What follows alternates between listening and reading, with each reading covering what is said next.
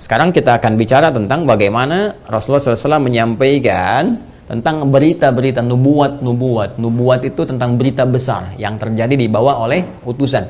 Ya, orang menyampaikan nubuat disebut dengan nabi, pembawa berita besar. Beritanya disebut dengan naba, karena itu ada surah An-Naba. Ya, jadi ada masa-masa kehidupan dari sejak zaman Rasulullah nanti terus yang akan mendekat kepada as-sa'ah, berakhirnya kehidupan. Apa diantaranya? Ini banyak hadisnya ya. Ini saya baru ambil salah satu, gitu kan? Salah satu. Maka dikatakan misalnya antali dalam turabbataha. Bagaimana seorang pembantu melahirkan tuannya. Ya, di sini para ulama ada yang memahami sesuatu dunia menjadi terbalik.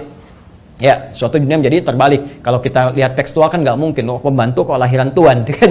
Nggak mungkin. Tapi ada yang mengartikan banyak hal. Ya, keadaan menjadi terbalik. Ya. Misalnya, mohon maaf ya, kan biasanya tuan yang mengatur pembantu, sekarang pembantu ngatur tuan. Ya, jadi nanti ditafsir dengan hadis-hadis lain, ketika yang benar disalahkan, yang salah dibenarkan. Kemudian pembantu melahirkan tuan, ada yang mengartikan dengan perzinahan, ya selingkuh antara pembantu dengan tuan, dengan majikannya dan sebagainya, atau majikan memanfaatkan tuan dan sebagainya. Ya, ada kalimat-kalimat seperti itu. Wa antaral khufata rawatal alata. Ya, kemudian Anda bisa melihat kata Nabi sallallahu alaihi wasallam bagaimana pada masa itu orang-orang Baduy yang ya dari jauh dari pedesaan tiba-tiba mendapatkan sesuatu yang luar biasa sampai ya tatawaluna fil bunyan, lomba mendirikan bangunan.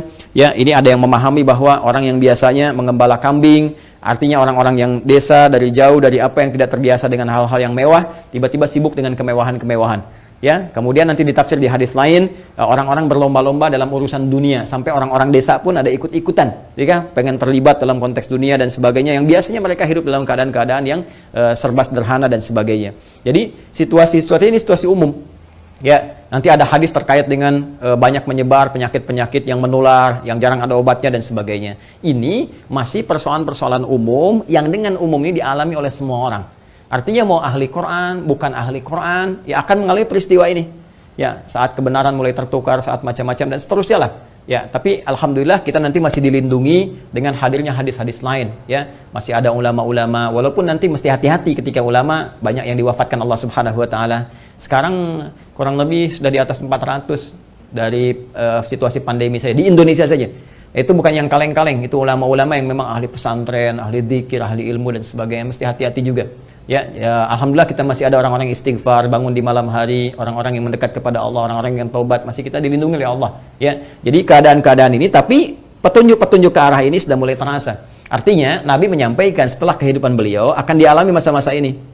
Ya, jadi masa-masa ini sudah terjadi fitnah kubra dari masa tabi'in, ya, dari masa sahabat akhir-akhir ke tabi'in. Setelah itu kan ada juga peristiwa-peristiwa ini. Sampai juga di kita sekarang pun kita rasakan peristiwa itu. Tapi jangan disimpulkan berarti besok kiamat.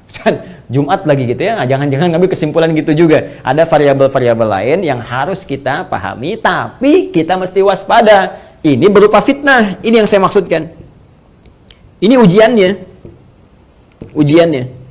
Karena ini ujian kita mesti lulus, teman-teman sekalian. Nabi ingin mengatakan di masa depan ada tantangan-tantangan tuh akan begini. Dan ini kalau tantangan-tantangan ini nggak bisa dihadapi, sudah ini akan menjadi variabel yang mempercepat terjadinya kiamat. Artinya cepat menuju ke arah ini.